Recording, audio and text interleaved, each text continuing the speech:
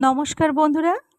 গ্রীষ্ম হোক, শরৎ হোক, বর্ষা হোক, শীত হোক, যে ঋতুই হোক, আমার ছেলেকে কিন্তু কেক বানিয়ে দিলে ও সব ঋতুতেই খেতে পছন্দ করে। ওই জন্য দেখো এই প্রচণ্ড গরমের মধ্যেও আমি ওর জন্য বানিয়ে ফেললাম রসমালাই কেক। এই রসমালাই কেক খেতে ও ভীষণই পছন্দ করেছে। তবে অন্য আরেকটা কেকও আমি খুব তাড়াতাড়ি বানাবো।